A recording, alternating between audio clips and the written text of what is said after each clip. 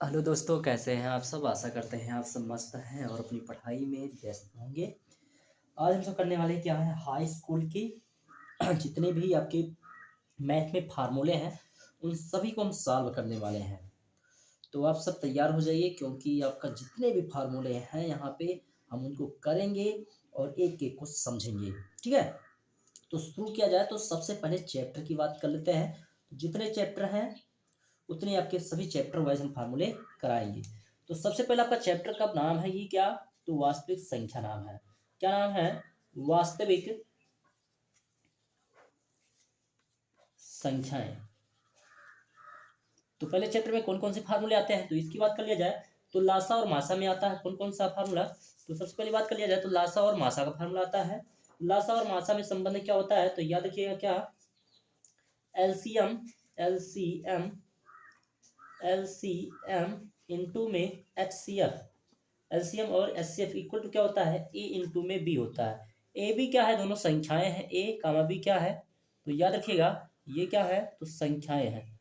क्या है? संख्याएं हैं। ये दोनों क्या है तो याद रखिएगा, ये दोनों संख्याएं हैं। दूसरा फार्मूला की बात किया जाए, अगर तीन संख्या दिया जाए तब क्या होगा फार्मूला आपका। तीन फार्मूले आ जाए तो क्या करेंगे, तो तीन फार्मूले के लिए क्या हो जाता है आपका फार्मूला, तो याद रखिएगा, मासा यानी कि A B C equal to क्या हो जाता है, A into B into C. A into B into C into में क्या हो जाता है, लासा ए बी सी। किसका? लासा ए बी सी बटे में क्या हो जाएगा, लासा लासा किसका, ए कामा बी का। फिर गुणे में लासा बी कामा सी का, और गुणे में क्या, लासा सी कामा बी कामा सी का। नहीं नहीं, रुक जाओ, ए कामा बी का हो गया ना। अगला क्या, बी कामा ए हो गया। अगला क्या हो जाएगा, सी कामा ए का। ना, तो तीनों का बारी बारी से कर ले गए हैं। अगर यहाँ पे मासा पूछा तब ये, अगर यहीं पे लासा पूछता तब क्या हो जाता फार्मूला, तो लासा के लिए क्या हो जाएगा भैया, तो लासा के लिए हो जाता है लासा ए बी सी।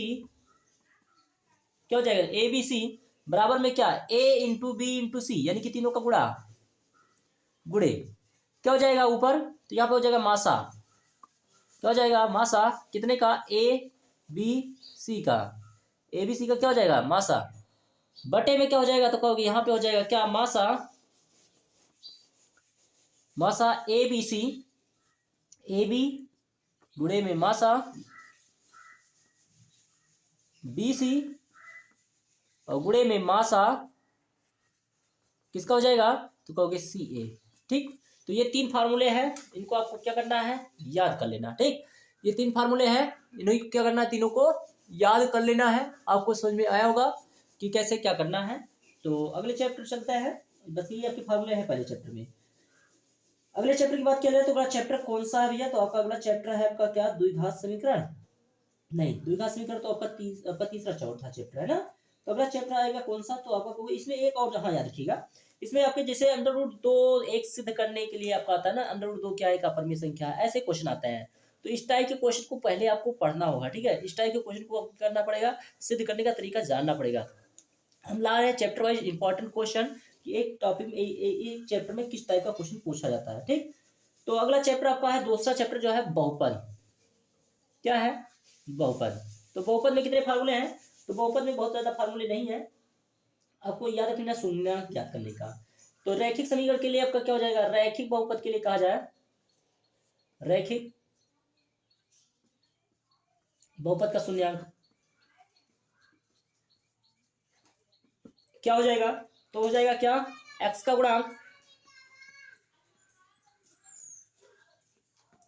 बटे में क्या, एक्स स्क्वायर का गुणांक, ये हो जाएगा। यानी कि बराबर में माइनस बी अपान में क्या हो जाएगा, ए हो जाता है। शून्यंकों का गुणनफल क्या हो जाता है आपका, द्विघात के लिए कहा जाए, अगर कहा जाए द्विघात के लिए क्या क्या फॉर्मूला हो जाता है, द्विघात समीकरण के लिए, द्विघात समीकरण, तो द्विघात समीकरण के लिए क्या हो जाएगा, योगफल की बात कर लिया जाए तो अल्फा प्लस बीटा बराबर क्या हो जाएगा, तो हो जाएगा माइनस में बी अपान में ए, यानी क्या होता है एक्स का गुणांक बटे में क्या एक्स स्क्वायर का गुणांक, ये द्विघात के लिए है। अच्छा, अल्फा इंटू बीटा बराबर क्या हो जाता है, तो ये हो जाता है अचर पद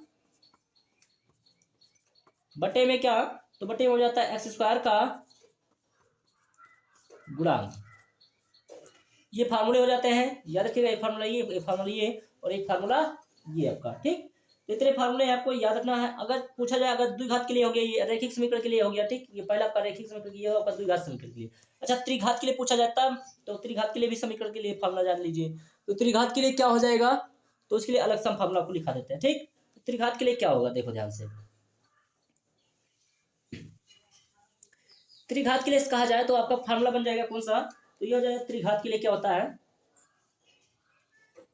त्रिघात के लिए, तो त्रिघात के लिए क्या बन जाता है, तो याद रखिएगा क्या बन जाएगा, alpha plus beta plus gamma equal to क्या हो जाता है, तो एक्स स्क्वायर का गुणांक बटे में क्या, तो बटे में क्या एक्स क्यूब का गुणांक, ठीक, ये हो जाता है। और alpha into beta, beta into gamma और गामा इंटू में अल्फा इक्वल टू क्या होता है, तो याद रखिएगा एक्स का गुणांक,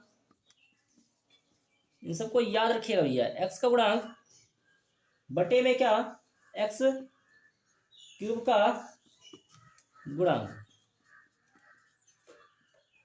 ठीक। और एक आपका क्या होता है alpha into beta into gamma equal to क्या होता है, तो माइनस में अचर पद बटे में एक्स क्यूब का गुणांक, ठीक। तो ये आपके हो जाते हैं 1 2 3, तीन आपके ये हो जाएंगे, तो आपको तीनों समझ में आ जाएगा क्या होता है आपका, ठीक। अगला क्वेश्चन बढ़ते हैं, अगले क्वेश्चन की ओर बढ़ा जाए, अगले चैप्टर की ओर बढ़ा जाए, तो अगला चैप्टर आ जाता है कौन सा दो चर वाले रैखिक समीकरण। तो जल्दी जल्दी फार्मूला को नोट करते रहना है ना। फार्मूला आपको अच्छा लग रहा होगा ना, कि एक ही जगह मिल जाता है सबका फार्मूला, पूरा चैप्टर का करा रहे हैं आपका, तो पूरे चैप्टर का फार्मूला आपको बहुत कम ही जगह मिलेगा, तो सभी चैप्टरों का फार्मूला आपका मिल जा रहा है। तो आपको क्या करना है, नोट भी कर लेना है कहीं पे और लिख लीजिए, रख लीजिए कहीं पे। दो चर वाले रैखिक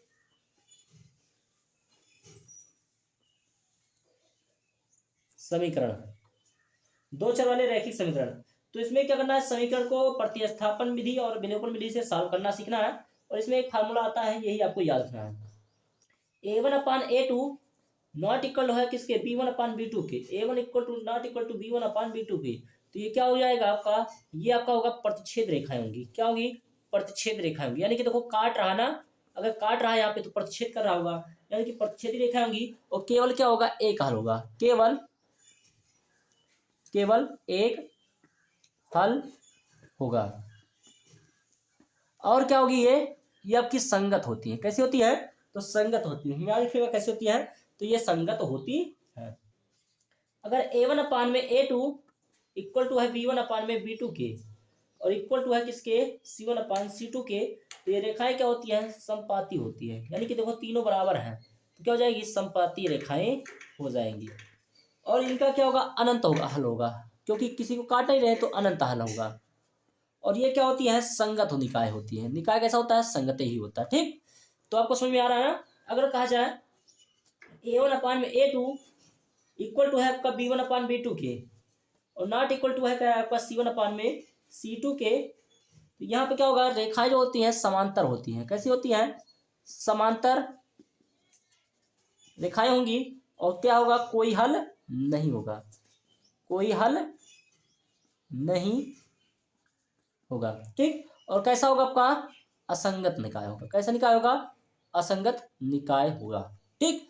आपको समझ में आ गया ना इतनी बात, समझ में आ गया होगा। तो आगे बढ़ते हैं, अगला जो है चैप्टर करते हैं। बस इतने ही चैप्टर में आपके न्यूमेरिकल आपके जो है के हैं फार्मूले। अगले चैप्टर में बात किया जाए तो द्विघात समीकरण है, क्या है का, द्विघात समीकरण। तो इसमें द्विघात में भी याद रखना क्या, कि अचर का गुणनफल क्या होता है और आपका और जो है गुणनफल क्या होता है, और है ना, और आपका योगफल क्या होता है। तो आ जाते हैं द्विघात समीकरण पर, इसको नोट कर लिए होंगे और अगला चैप्टर आपका करते हैं। आपको यही फार्मूला याद रखना और कोई फार्मूला नहीं याद रखना, और जितने इस चैप्टर से आपकी 10 नंबर फंस जाएंगे, पक्का वादा मेरा, क्योंकि डायरेक्टली क्वेश्चन आएंगे 10 नंबर इस पे। तो द्विघात समीकरण करते हैं हम सब। द्विघात समीकरण किसी कॉपी में लिख करके रख लीजिए और इसी को बार बार देखिए। तो द्विघात समीकरण में आपका शून्यांकों का गुणनफल हो गया, मूलों का गुणनफल हो गया, मूलों का जैसे मूलों का योगफल क्या कह दिया है, क्या कह दिया, मूलों का योगफल। तो मूलों का योगफल क्या होता है, तो यक्स माइनस का यक्स का गुणांक बटे में क्या, एक्स स्क्वायर का गुणांक। ठीक, अगर गुणनफल की बात कर लिया जाए अल्फा इंटू बीटा की, तो क्या होता है, ये होता है अचर पद बटे में क्या, तो बटे में होता है एक्स स्क्वायर का गुणांक, ये हो जाता है। ठीक, आपको इतना फार्मूला याद रखना है। अगर कहा जाए, अगर समीकरण को क्या करना, सॉल्व करना भी आना चाहिए द्विघात समीकरण को। अगर गुणनखंड विधि से तो हो जाता नहीं तो क्या लगाएंगे, श्री धराचार लगा देते हैं, श्री धराचार लगा देते हैं। क्या लगाते हैं, श्री धराचार सूत्र। श्री धराचार सूत्र क्या होता है आपका, तो ये होता है आपका क्या, श्री धराचार होता है आपका फार्मूला x इक्वल टू क्या होता है, माइनस में b plus minus under root B square minus 4ac upon में क्या 2a, क्या होता है अपान में 2a हो जाता है। तो ये आपका फार्मूला हो जाएगा, इसको आपको नोट कर लेना है। ये क्या होता है, श्रीधराचार्य फार्मूला है। ठीक, अब इसमें आ जाते हैं आगे, और अगला फार्मूला जो आपको बनेगा वो विविधतर पे बनने वाला है, इसको मिटा देते हैं, वो नोट कर लिए होंगे। अगला जो फार्मूला भैया वो विविधतर पे है, और क्या फार्मूला आपको याद रखना है, तो ये फार्मूला आपका है क्या, विविधतर का फार्मूला। अगर डी का मान, देखो ध्यान से, अगर डी का आपका वैल्यू कैसे निकालते हैं, तो डी बराबर होता क्या है, तो बी स्क्वायर माइनस में 4ac होता है। डी बराबर क्या होता है आपका, बी स्क्वायर माइनस में 4ac होता है। विविधतर बराबर क्या होता है, बी स्क्वायर माइनस में 4ac हो जाता है। अब यहां से क्या करना है, आपको ज्ञात कर लेना है क्या चीज आपका, तो यहां से ज्ञात कर लेंगे फार्मूला को। अगर हम कहते हैं स्थिति एक आ जाती, कौन सी स्थिति, अगर आपका डी का मान क्या आ जाता है, डी का मान यहाँ पे रखते हैं, कोई भी अवकलन कर दिया जाएगा, अगर डी का मान ज्यादा आ जाए, धनात्मक आ जाए तथा पूर्ण वर्ग बन जाए, कैसा बन जाए, पूर्ण वर्ग, पूर्ण वर्ग बन जाता है, तो कैसा मान आएगा, तो इसका मान याद रखिएगा कैसा होगा, वास्तविक होगा, और कैसा होगा, परिमेय होगा, और असमान होगा। कैसा होगा, असमान होगा। नंबर 2 चीज क्या होनी चाहिए आपका, अगर डी का मान ज्यादा हो जाए 0 से और पूर्ण वर्ग नहीं है, तथा पूर्ण वर्ग नहीं है, तब कैसा होगा, तो याद रखिएगा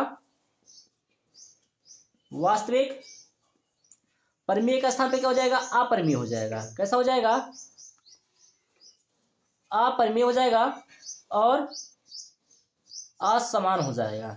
ठीक है, याद रखिएगा इस चीज को। अगला तीसरा आपका आ जाए क्या, अगर डी का मान क्या आ जाए, छोटा आ जाए, डी का मान क्या आ जाए, 0 से कम हो जाए, यानी कि ऋणात्मक हो जाए, तब उसके लिए क्या होगा मान, तो ये क्या हो जाता है, काल्पनिक हो जाता है। कैसा हो जाता है, काल्पनिक, कैसा होगा, काल्पनिक होगा।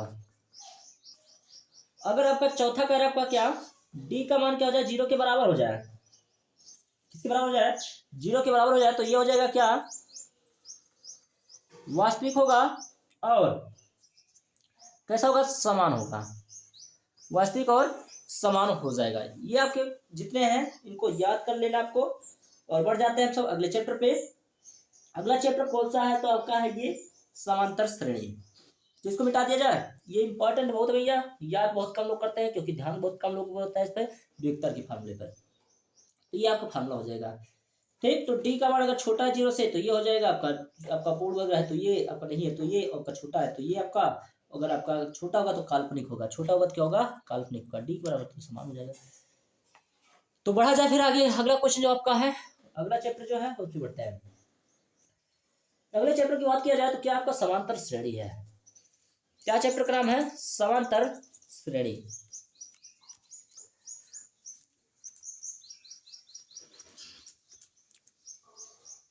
समांतर श्रेणी 5वां चैप्टर।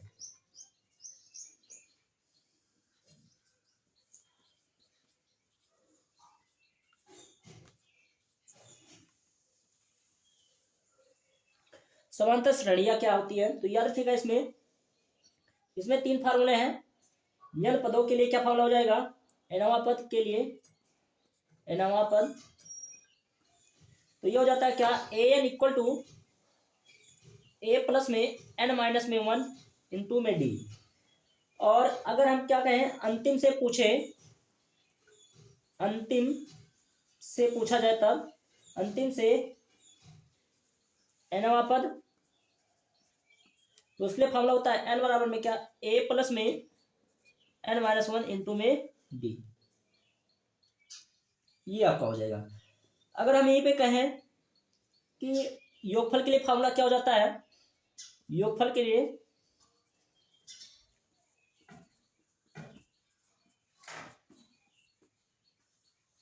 तो ये हो जाता है क्या? एस एन इक्वल टू क्या होता है आपका?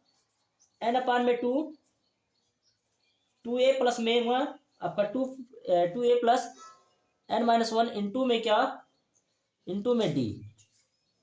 ये हो जाएगा आपका। बस आपको इतने फार्मूले याद रखने हैं। ये योगफल के लिए हो जाएगा और ये दोनों क्या हो जाएगा आपका? शुरुआत से निकालने के लिए और अंत से निकालने के लिए। ठीक है, nवां पद ज्ञात करने का ये फार्मूला आपके हैं। यल क्या है यहाँ पे भैया? तो यल याद रखिएगा क्या आपका? तो यल है क्या? अंतिम पद है। क्या है? अंतिम पद है। ठीक सॉरी। अगर बात करें हम आगे, अगला क्वेश्चन आपका जो है फार्मूले की त्रिभुज। क्या चैप्टर आपका? त्रिभुज है। इसको मिटा देते हैं और अगले चैप्टर की बात करते हैं। तो क्या है? त्रिभुज चैप्टर। बस 2 ही फार्मूले इसमें है, आपको याद रखना है। बस आगे इसमें करते रहना इधर उधर, तो फार्मूला बनता जाएगा। और भी अगला त्रिभुज। त्रिभुज में 2 प्रकार के होते हैं। एक आपका क्या है? त्रिभुज 2 है। एक आपका पूछता है समरूपता और एक पूछता है क्या? तो एक पूछता है क्या? समरूपता हो गया और एक होता है समरूप। समरूप तो समरूप क्या होता है? जिसकी भुजाएं यानी कि आपका जो जिसका जैसे 2 त्रिभुज है, जैसे हम मान लेते हैं एक त्रिभुज ये आपका ए बी सी और एक त्रिभुज आपका ये है पी क्यू आर। तो इसकी कोण क्या हो जाए? बराबर आ जाए, यानी कि कोण ए बराबर किसके हो जाए? कोण पी के हो जाए। कोण बी बराबर हो जाए किसके? तो कोण ये बी बराबर हो जाए कोण क्यू के। और कोण आर सी बराबर हो जाए किसके? कोण आर के बराबर हो जाए। और भुजा अनुपात में समानुपात में हो जाए, जैसे ए बी अपान में क्या हो जाए? आपका पी क्यू के हो जाए। यानी कि ये वाली भुजा जो आपकी है ये वाली बराबर आ जाए, ये वाली भुजा इसके बटे में आ जाए, ये और ये, यानी कि सब समानुपात में हो जाए तो भी क्या हो जाएगा? बराबर में कह सकते हैं बी सी बटे में क्या? तो क्यू आर। बराबर में क्या हो जाएगा? तो ए सी बटे में क्या? P R. ठीक। और समरूपता की कुछ कसौटियां थी। समरूप कब होगा? तो याद रखिएगा समरूपता के लिए कुछ कसौटियां हैं। कौन कौन सी? तो याद रखिएगा क्या कि नंबर 1 क्या? एस एस एस, यानी कि तीनों भुजाएं बराबर होनी चाहिए, आपका होनी चाहिए समानुपात में होनी चाहिए, तीनों भुजाएं आपकी बराबर है। ए कोण आपके हो जाए, या फिर आपका कहा जाए तो आपका एस ए एस है ना, यानी कि कोई आपका क्या है? कोई आपका एक कोण और 2 भुजाएं बराबर हो जाए। ठीक। तो आपका एस एस क्या है? तो आपका भुजा भुजा भुजा, यानी कि साइड साइड साइड जिसे कहता है, भुजा भुजा। और क्या हो जाएगा? भुजा। कोण कोण ये हो जाएगा कोण। ठीक। ये क्या हो जाता है? भुजा कोण और ये हो जाएगा क्या? भुजा। ठीक। तो ये आपका हो जाता है। तो आपको याद रखना है। अगला चैप्टर आ जाता है क्या? निर्देशांक ज्यामिति। अगला चैप्टर क्या है? निर्देशांक ज्यामिति। इसको मिटा देते हैं, अगले चैप्टर की ओर बढ़ते हैं। अगला चैप्टर क्या आपका? तो निर्देशांक ज्यामिति है।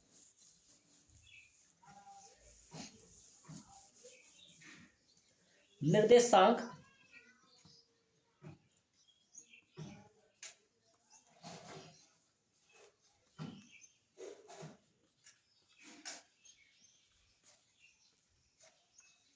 निर्देशांक ज्यामिति। तो निर्देशांक दो बिंदु, अब सबसे पहले फार्मूला क्या होता है निर्देशांक ज्यामिति में, दो बिंदुओं के बीच की दूरी। ठीक, दो बिंदुओं के बीच की दूरी क्या होता है, तो दो बिंदुओं की दूरी, जैसे हमने पी क्यू दो बिंदु ले लिया, इसके बीच की दूरी क्या होती है, तो अंडर रूट होता है 21 आपका 12 12, है ना, क्या होता है 12 12 21 21 लगा दीजिए, यानी कि आपके जो है भुजाओं का अंतर, भुजाओं का अंतर और कोटियों का अंतर होता है, ओ का स्क्वायर होता है। तो ये हो जाएगा क्या, तो हो जाएगा x2 माइनस में x1 का स्क्वायर प्लस y2 माइनस में y1 का होल स्क्वायर। ये आपका हो जाता है दो बिंदुओं के बीच की दूरी। विभाजन सूत्र क्या होता है, विभाजन सूत्र, तो विभाजन सूत्र होता है क्या, कि कोई रेखा मान लेते हैं, यहाँ पे कोई एक रेखा है पी क्यू है, क्या है पी क्यू है, इसको दो भाग में बांटते हैं, एक m1 और m2 बांट देते हैं। इसका निर्देशांक है x1 और y1, और इसका निर्देशांक जो है x2 और y2 है। ठीक, इसका निर्देशांक क्या है x2 और y2 है। इसी का फार्मूला बनाना हमें, तो फार्मूला क्या बन जाएगा, तो याद रखिएगा विभाजन का फार्मूला हो जाता है क्या, m1 x2 12 21 m2 x1 बटे में क्या m1 प्लस में m2 कामा कामा क्या हो जाएगा m1 12 21 लगाना है, y2 प्लस में m2 x1 बटे में क्या m1 प्लस में m2। ये आपका क्या हो जाएगा, विभाजन का फार्मूला हो जाएगा। ये क्या हो जाएगा, विभाजन का फार्मूला हो जाएगा। बस एक फार्मूला और बचा है आपका, कौन सा, तो अगली बात अगले क्वेश्चन की बात, अगले फार्मूले की बात करते हैं। तो अगला फार्मूला क्या हो जाता है, तो एक हो जाता है कौन सा, इसको मिटा देते हैं। निर्देशांक में एक फार्मूला और आपका है, तो रेखाखंड रेखाखंड के मध्य बिंदु मृदु निर्देशांक, निर्देशांक का फार्मूला है ना, रेखाखंड के मध्य बिंदु के निर्देशांक का फार्मूला, तो हो जाएगा क्या, पी क्यू इक्वल टू क्या हो जाएगा x2 x1 प्लस में x2 अपान में 2 कामा y1 प्लस में y2 अपान में क्या 2। ये आपका जो है ये फार्मूला हो जाता है। ठीक, तो इतने आपके अब याद हो गए हैं। अगला आपका कौन सा है, तो त्रिकोणमिति है। त्रिकोणमिति का फार्मूला कौन कौन सा याद रखना है, तो आपको ये आपको इंपॉर्टेंट है ये वाला, है ना, तो ये आपको याद रखना। ठीक, अगले क्वेश्चन की ओर बढ़ते हैं, अगले आपका जो फार्मूला चैप्टर की ओर। तो अगला चैप्टर जो आपका दिया है कौन सा, त्रिकोण मिति का परिचय। क्या है त्रिकोणमिति का परिचय, तो परिचय में याद रखिएगा क्या, लाल बटे में कक्का। ये किसका होता है, तो ये होता है साइन थीटा का, दूसरा किसका होता है, तो कॉस थीटा का, और तीसरा किसका होता है, तो टेन थीटा का। ठीक, इसी को उलट देंगे तो ये हो जाएगा कोसेक का, ये हो जाता है किसका सेक का, उलटने पर ये हो जाएगा कॉट में, तो कॉट थीटा हो जाएगा। ठीक, इसमें आपके कुछ सर्वसमीकाएं हैं, उनको याद रखना है। कौन कौन सी सर्वसमीकाएं हैं, सर्व समीकाएं हैं, है ना, समीकाएं हैं,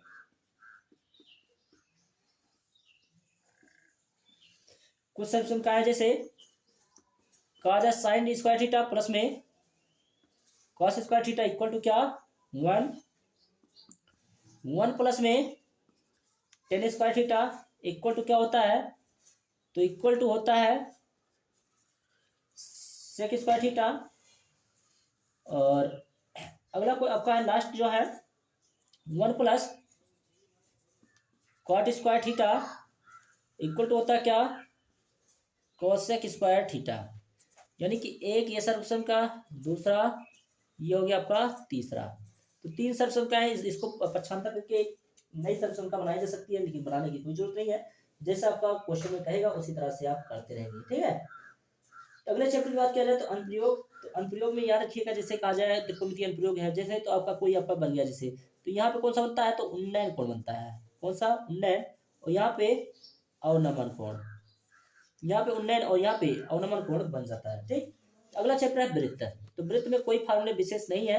अब आपको पता होना चाहिए वृत्त में कोई फार्मूले नहीं है, लेकिन अगले चैप्टर की बात करें तो वृत्त का क्षेत्रफल, जिसमें फार्मूले बहुत है। ठीक है, तो इसको मिटा देते हैं, अगले चैप्टर पर चलते हैं सर। फर्स्टली आपका जितना तेजी से करा सके हैं उतना तेज करा दिए हैं सभी फार्मूले रिवीजन, तो आपको रिवीजन कर लेना है और परीक्षा दे देनी है आपको। अगला है वृत्तों का क्षेत्रफल। वृत्तों का क्षेत्रफल क्या है, तो सबसे पहले आपका क्या होता है, त्रिज्यखंड क्या होता है, ये सब फार्मूले आपको याद होना चाहिए। ठीक, तो वृत्त का क्षेत्रफल क्या होता है, याद रखिए। वृत्त का क्षेत्रफल क्या होता है, तो याद रखिएगा पाई आर स्क्वायर होता है ना। वृत्त का क्षेत्रफल क्या होता है, पाई आर स्क्वायर होता है। और वृत्त का परिमाप क्या होता है, परिमाप, वृत्त का परिमाप क्या होता है, तो वृत्त का परिमाप क्या होता है, 2 पाई आर होता है। क्या हो जाएगा, 2 पाई आर हो जाएगा, है ना। क्या बन जाएगा, तो 2 पाई आर बन जाएगा, 2 पाई आर बन जाएगा।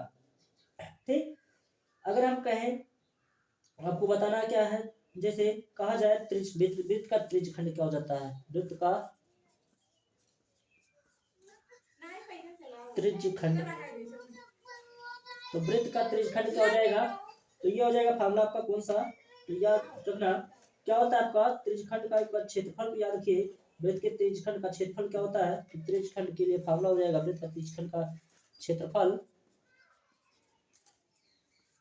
इक्वल टू क्या आता है, तो थीटा बटे में हो जाता है 360 गुणे में पाई आर स्क्वायर। ठीक, अगर कहा जाए इसी में आपका जो है चाप की लंबाई के रूप में त्रिज्यखंड का क्षेत्रफल पूछा जाए, चाप की लंबाई में त्रिज्यखंड का क्षेत्रफल, तो इसलिए फार्मूला बन जाएगा क्या, तो ये इसके लिए फार्मूला बन जाता है 1/2 एल इंटू में आर, एल इंटू में आर हो जाएगा। तो ये आपका हो जाएगा, जब लंबाई दी जाएगी तो क्षेत्रफल निकालेंगे। अगर हम कहते हैं इसे दीर्घ त्रिज्यखंड का क्षेत्रफल निकालना हो, दीर्घ त्रिज्यखंड का क्षेत्रफल निकालना है, जिससे यहाँ से कहा जाए दीर्घ त्रिज्यखंड का क्षेत्रफल, तो दीर्घ त्रिज्यखंड का क्षेत्रफल क्या हो जाएगा, तो याद रखिएगा क्या, लघु का क्षेत्रफल क्या करेंगे, घटा लेंगे, यानी कि पूरे का क्षेत्रफल यानी कि पाई आर स्क्वायर, और माइनस में क्या, लघु त्रिज्यखंड का क्षेत्रफल क्या करते हैं, घटा लेते हैं। ठीक है, तो लघु त्रिज्यखंड का क्या करते हैं, घटा लेते हैं, तो दीर्घ त्रिज्यखंड का क्षेत्रफल निकल आता है। तो लघु का दिया जाए तो इसे निकाल लेना। त्रिज्यखंड का परिमाप अगर पूछा जाए तो कैसे निकालेंगे, तो इसको मिटा दे पहले, फिर लिखते हैं। तो इतने फार्मूले आपको नोट होना चाहिए, तो नोट कर लीजिए। नोट हो गया, तो अगला जो है इसी का आपका है त्रिज्यखंड का क्षेत्रफल के फार्मूले। कौन कौन सा फार्मूला और बचा है, तो ये आपका बचा है कौन सा, तो त्रिज्यखंड का क्षेत्रफल क्या होता है, त्रिज्यखंड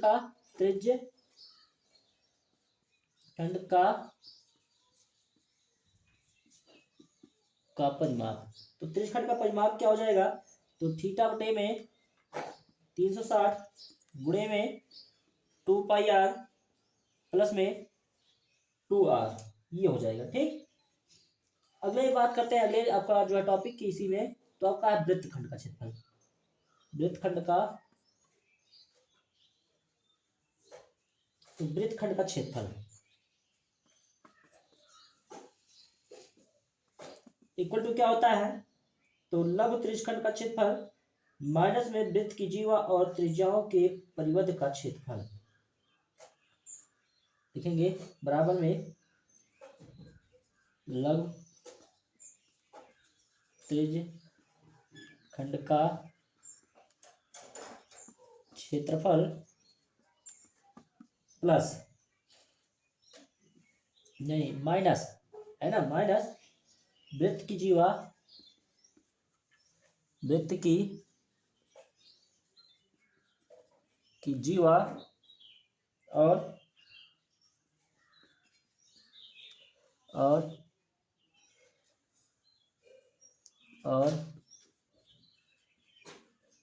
त्रिज्याओं से परिबद्ध त्रिभुज का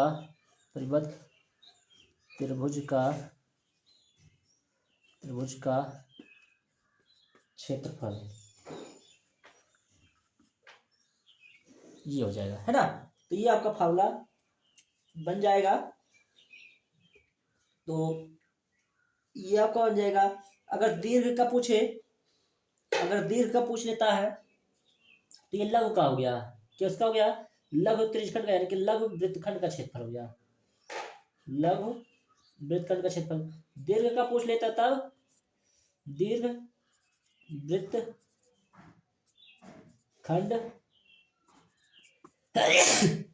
का क्षेत्रफल, खंड लगा लीजिएगा, इसको मिटा देते हैं, ढंग से लिखते हैं, वृत्तखंड का क्षेत्रफल क्या हो जाएगा, पाई आर स्क्वायर माइनस में लघु वृत्तखंड का क्षेत्रफल। ठीक है, ये हो जाएगा आपका। तो यहां तक आपको फार्मूले क्लियर हो गए हैं। आगे बढ़ते हैं और अगला जो है करते हैं। अगला क्या आपका पृष्ठीय क्षेत्रफल और आयतन, क्या आपका पृष्ठीय क्षेत्रफल और आयतन के फार्मूले। तो आपका पृष्ठीय क्षेत्रफल और आयतन के फार्मूले हैं, तो 2 फार्मूले आपके बचे हैं, 2 चैप्टर, इनको हम जो है अगले क्लासों में करेंगे।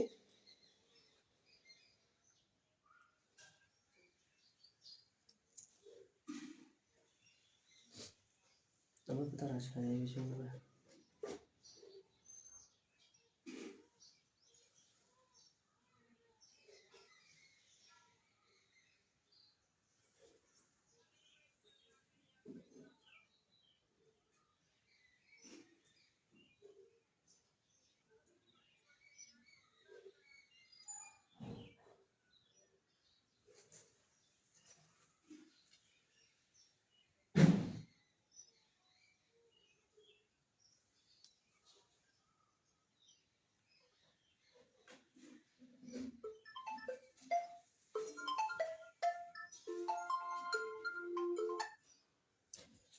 हेलो, हाँ, अरे अपने मैं मुझे हिसाब से कि तो आधार कार्ड को फोटो दे दे तो अपने अच्छा 8 के एक जितना रिकवर है आधार कार्ड का तो पहुंचवा दिए हैं, फोटो दे दिए 8 9 होता है।